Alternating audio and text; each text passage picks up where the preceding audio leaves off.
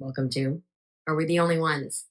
I'm Kathy, and today we have to update on Pam Bondi congressional hearing testimony about the Epstein files. Wow, what a circus. There was a moment where she literally called Representative Jamie Raskins like a washed up lawyer or something like that. And I was like, first of all, that is unbecoming of any official government hearing, especially congressional testimony for oversight over the Attorney General's office. The Attorney General is supposed to be representing the people of the United States, not the president. So her protecting the president is actually the wrong client. So understanding that.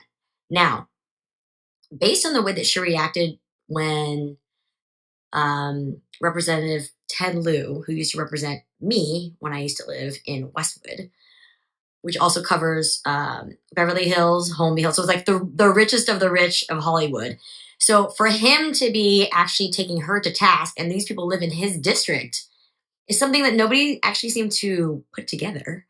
But the man who actually represents these people is being more responsive and showing a contrast of how the last 30 years, the people in Florida, for instance, were providing cover, right? That were like Acosta. Bondi herself was actually, I believe, the AG of Florida at the time. She was apparently the AG of Florida when Casey Anthony trial was going on, and for Zimmerman and Trayvon Martin. So not a great record in terms of like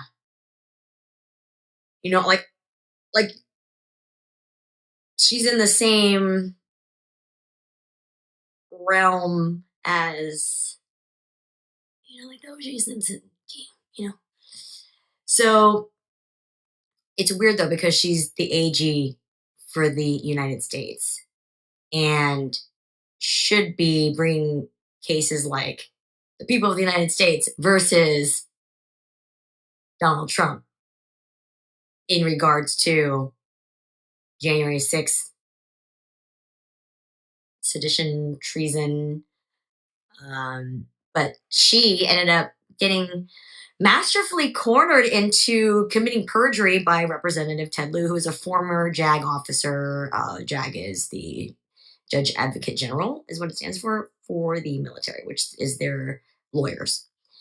And now, she did officially commit perjury. Whether or not they're actually going to charge her with perjury and then do that whole, which they should, because if they don't, then what they're doing is the exact same thing Merrick Garland did, which was to not file charges when he had the power, had the evidence, had every right to, and only didn't because they didn't want it to look political, which at that point it's like it's more political that you're not doing it because there was a real legitimate crime that had been going on and a real legitimate cover-up. And to me, that sort of proves the point that the Democrats are soft on crime. But that doesn't negate that the Republicans are also soft on crime because they were committing the crimes, right? They were accessories. They are actively covering up the investigation and not helping in any way that would be how you behave if you're innocent and you were actually trying to get justice for the people of the United States. Thomas Massie, Representative Thomas Massie is the only Republican that basically made it his mission to support the Epstein victims and survivors, and Representative Ro Khanna as well. So I would like to throw out at this point that we consider Representative Ro Khanna and Representative Thomas Massie as a viable presidential ticket if they were to run together. I would have to say, though, personally, I think Ro Khanna should be the top name on the ticket only because of all the negativity the GOP So I don't really necessarily think the GOP should get the top ticket. However, I do understand we should probably do primary and see who would be the better for the top. Whoever gets the higher, well, there'll be different primaries, right? So they can't be a cross ticket. But you never know. Maybe we could have the first time ever having a cross ticket since. Okay, so in the original, when the presidency used to, in the first inceptions of it, it used to be that the first and second place of the primaries would then combine, but then they would get huge fights. So it didn't, for governing, it didn't work out really well. So that's why we went up with single parties, and you stay with your same party and you pick your running mate. However, maybe now we need more of a hybrid solution where we are more collaborative, and that if we can get a ticket where it's a mixed ticket, in terms of parties, we should prioritize those, because that, I think, if you have a balance of both professionalism and friendship between those two candidates, you could actually have a great collaboration, because you would have maybe hopefully the best of both worlds in terms of governing, where you would have, in an ideal mixed ticket, you would have a candidate that would be able to give as many services to people in the under the poverty line, while also having the ability to balance that budget so that we don't basically bankrupt ourselves by doing that. However, we've almost bankrupted ourselves going to war, right? So wouldn't we rather take that risk to save people that would then stimulate the economy, because then they would have jobs, they would be able to take care of their children, send them to school, and then those kids would then also do better, join the workforce. Hopefully we'd be able to find some great minds that would be able to solve all of the major problems, because the reality is this. If you want, as MAGA, we want the philosophy, you can't rely on the fact that only white people can be in the pool of candidates to solve the greatest problems in humanity, because this is not realistic.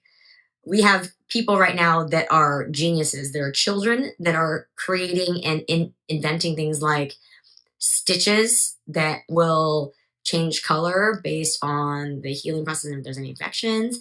It's a girl who's black, and she is something like 14 years old, 13, 14 years old. So we would want to keep people like that out of the pool of candidates to be able to solve things like curing cancer, curing AIDS. I just recently saw that there is a new stem cell inhaling procedure to help repair lung damage.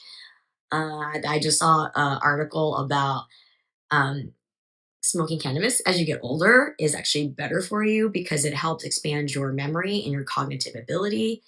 And I think that if we were to say only white people were able to go into the programs to research and do this stuff, I don't know that we would be able to solve these problems in a more quick way. We would have to maybe wait it out longer. And in the process of doing that, you have all these other countries that would end up moving ahead of us.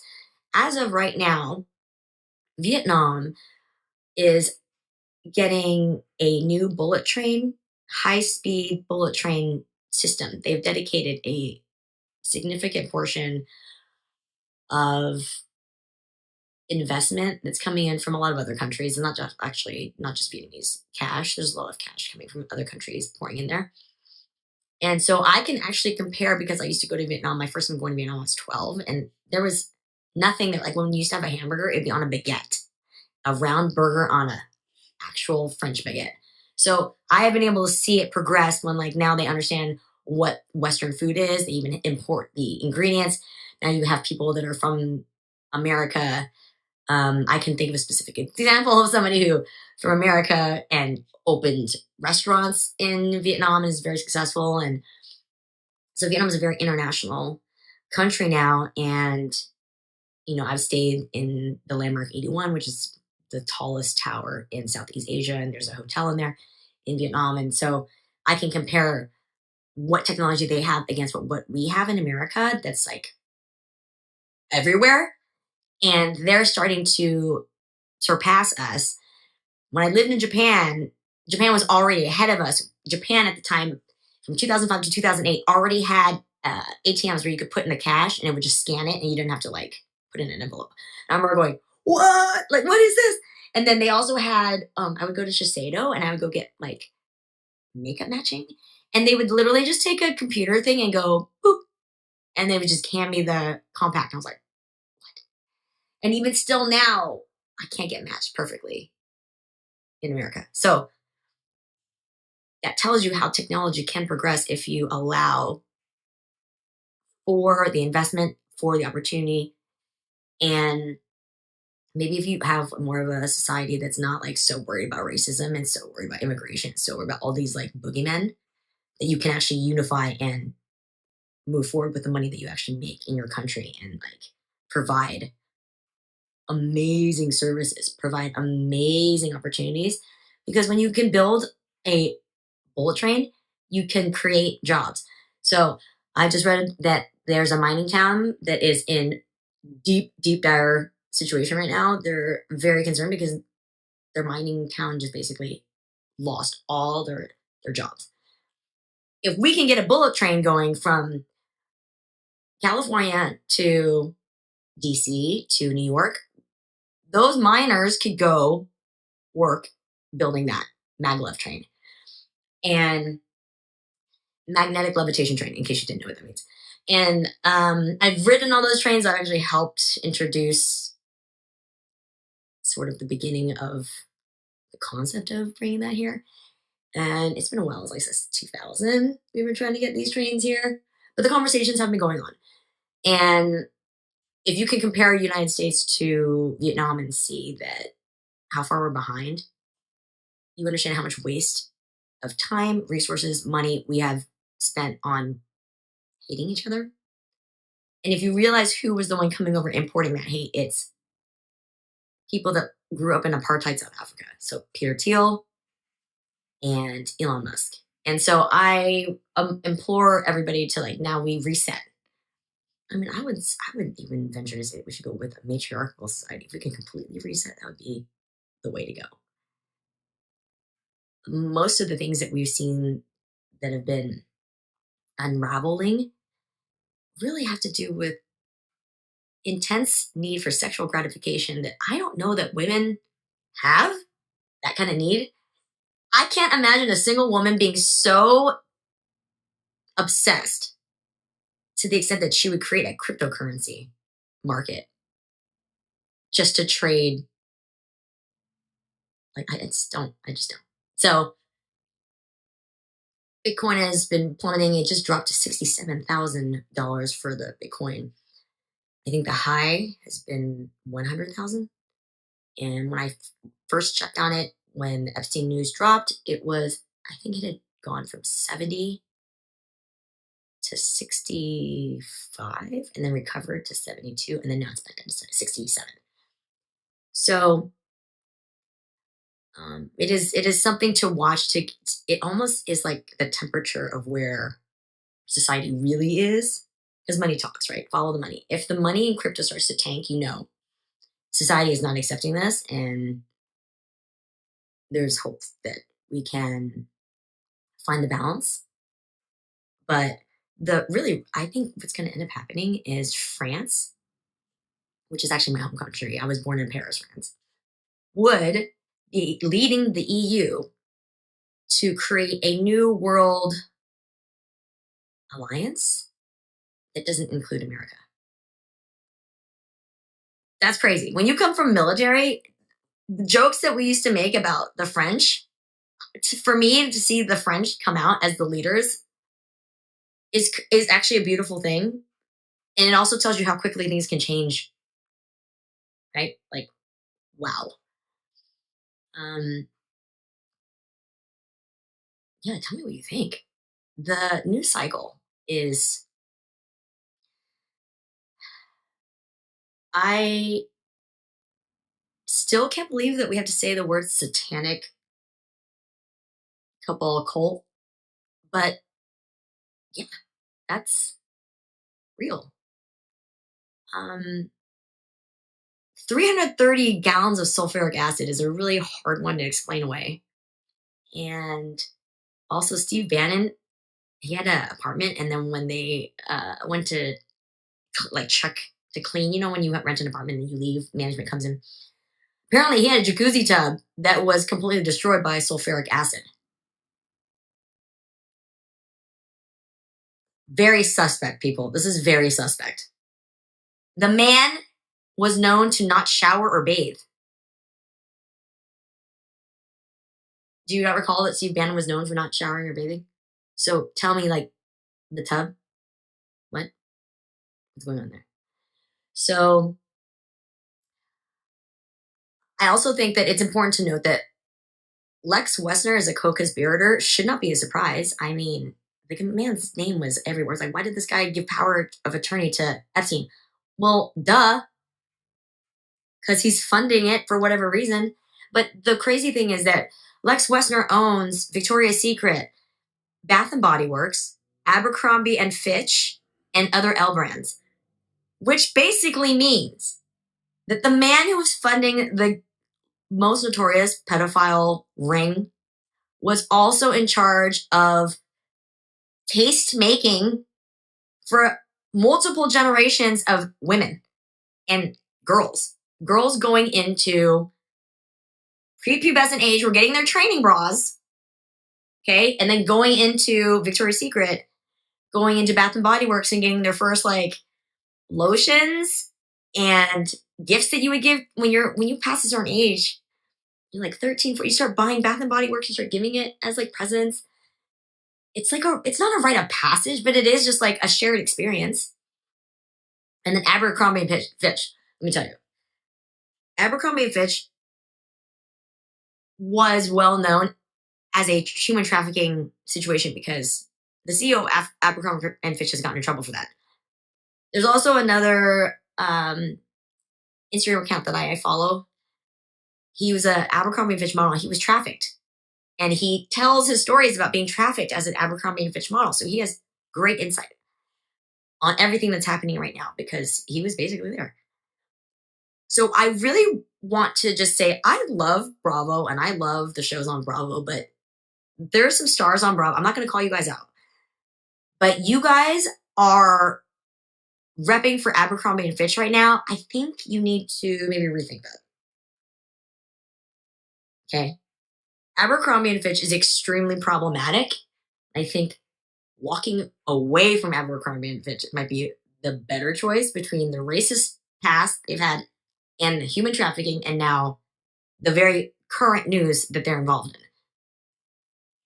I don't know if Abercrombie and Fitch ever had a positive reputation other than having hot model looking people as their salespeople, which in every scenario where that has occurred that I have ever experienced leads into sexual assault, leads into a form of trafficking.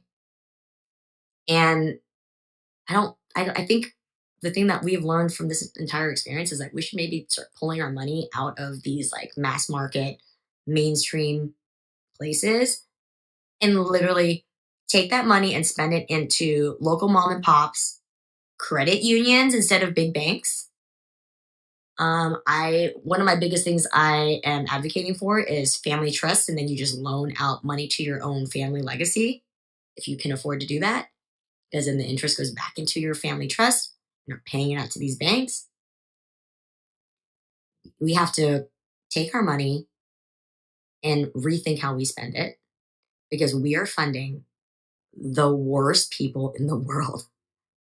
Because it's really hard for a human being, apparently, to have that kind of success and power and money and not be corrupted. There's a very few amount, it's very far between amount of people that can handle that kind of wealth and rich and power. And so it's a great reason to advocate for nobody should have a 0% tax rate. I think that's where we can begin. It's too hard to slice between, well, this group needs this and this group should have to pay that. Let's just do a flat base tax. And then we can do, write-offs and entitlements and things like that. But everybody should have to pay some amount of tax unless you're way under the poverty line. Something to think about. All right. Pam Bondi. Oh, the point I forgot to finish was Jamie Raskins graduated from Harvard Law. Pam Bondi graduated from a law school that I have never heard of. It doesn't even crack the top 100. I don't know if it even cracks the top like 200. And she told him he was a washed up two bed like lawyer type of thing. Girl, bye. Seriously. I think she should get disbarred at minimum. I think that photo of her smirking while she's ignoring the Epstein victims that were all there and 100% had not seen her is going to be the picture that people will print and like put on her grave when she's gone. It will be the lasting memory and legacy of her life, like forever moving forward. So, in the age of media where you have the ability to do these things, it's going to be a very interesting thing to see how all this stuff sort of plays out, how people reconcile their own legacies with what they've done. Everybody that's MAGA, this is not just the administration.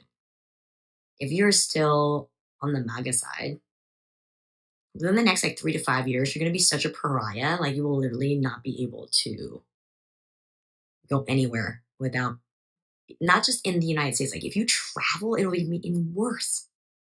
Even worse. If you travel and you tell people, if you even tell it, oh my God,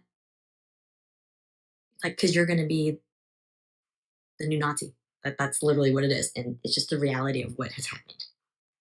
So take care out there. You can change now. It's never too late to be somebody who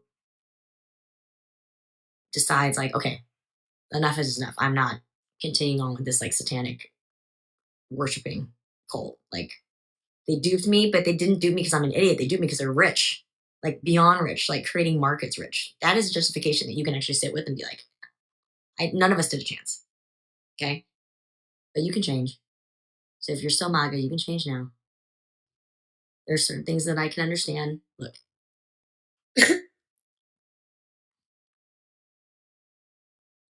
if you didn't like the Bad Bunny Super Bowl performance, I can empathize. What was great about it for me was production, set, cinematography. That was awesome how beautiful it was. But can I understand? I'm not a Bad Bunny, apparently, music fan. I didn't recognize a single song on there. And I don't speak Spanish. And I could appreciate that. I was like, oh, if I was going to create like something for Puerto Rico, Puerto Rican pride, because I used to live in a Puerto Rican neighborhood in Brooklyn. I definitely have sugarcane to represent their agricultural contributions, and definitely bodegas, and definitely salsa joy.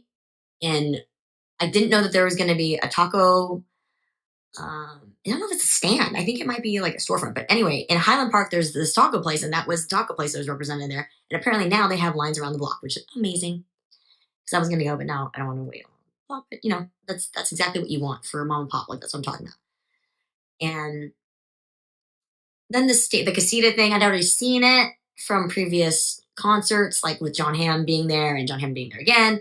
So it was like there was, it was kind of like a callback. So in the sense where it was the same as like when Usher did his show, and there's probably some things that he had like for Vegas that was like the same, but I'd never seen them before. So the Usher one was like all brand new to me. And for when Bruno Mars was on there with Coldplay, like it made me feel like, oh my God, like it made me want to like get his album, right? And I think Rihanna, when Rihanna's was, I still can see the pictures, like how of everybody in unison in all red, and then and in all white, and then like her in red, and then like it just made me feel a certain way. This didn't make me feel like as those did, but I understood all the Easter eggs.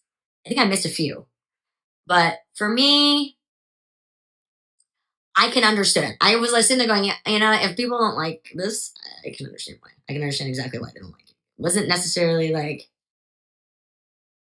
the it didn't do what sometimes Super Bowl halftime performances do, which is drive you to go. Then you have to hear that music again the next day. I have to find out what that is, because it wasn't like they let viewers who didn't know his music know exactly like what the song was. But I can appreciate now there was like a moment where I guess he said in Spanish, America, is this actually what you want? And then that's when he cut to Lady Gaga. And so that actually is pretty genius. But of course I missed it because I don't speak Spanish. So there's things that I'm sure that were very, very, like if I had understand all of it, would make it more effective for me, even though I was on board. But if you're trying to reach people that don't understand that, I don't know if it like got them the way that like you could have taken the opportunity to get them. But that's okay. It's not necessarily like you're doing it for them, right? But when you have a platform like that, for me, I'm looking at how does it make me feel? Does it change the way I think about that artist? Does it compel me to buy their music? Is it something I'll remember like every Super Bowl? It'll be like, oh, I remember that. This is one of the great ones. This is the other great ones. It's like that. But at the same time, I loved the coloring. I could tell. I was like, did they use a different type of camera? Like, what kind of film is it? Because it was like a beautifully lit um, visual when I'm watching it, right? But I was kind of waiting for the music. And I think mainly because my favorite Super Bowl was the one with 50 Cent and Snoop. And that made me feel, but of course I connected to that music, right? I've like grew up with that music. That is like my genre of my favorite music. So that's also where my bias comes in. I would rather see hip hop and rap at the Super Bowl than any other genre of music, including like hard rock. You know what I mean? So because I just prefer my genre of music necessarily, like because I didn't understand in that really. It's really like I'm sure if there was music that I didn't understand, but the music, the melodies and the beats like got like made me feel some sort of way. Like the good question would have been, would people have been as mad if it was like a K-pop group? If BTS had done the Super Bowl, would MAGA have been as mad? If I don't know, let's throw another one. If the K-pop Golden song, if that was like if they had been biggest song of this year, right? Like, what if they had been chosen? Would people have been as upset with the conversations? Because that would be even more foreign, right? Because Puerto Rico is actually American; they're American citizens. So, just curious what you would think. Just reflect. You can comment. You can respond in comment sections in Substack or YouTube or wherever. But just think about it. I was just curious. What do you think? All right. Give me a like, subscribe, follow on Substack, Instagram, Facebook, and YouTube. And feel free to comment. I'm having great discussions on YouTube. There's a lot of discussions over there. That's pretty nice. And tell me where you're unplugging from and unsubscribing from. Professor Galloway has said that the best way for us to boycott would be to unsubscribe from big tech. And I agree. And I started deactivating some accounts in my Instagram. I have like a lot of different profiles because I have different niche things I was uploading for. And I started to deactivate a couple of my accounts. And I'm just going to start dwindling down into maybe my largest number of accounts and just focus on those just to get the word out and stuff. But I'm going to be posting differently. I'm not going to be posting in real time if I go places for security reasons. I just realize now like how much you have to just be aware of the world and what's going on. So tell me if you're changing the way you're spending your money. Tell me if you're moving differently in the world. Tell me how you feel as a woman with all this news and if it's triggering to you, if you feel like you're relieved that the veil has been lifted, or if you would have rather sort of been blissful in your ignorance. It's like, do you want the red pill or the blue pill? Right? It's kind of like that. All right. Until next time.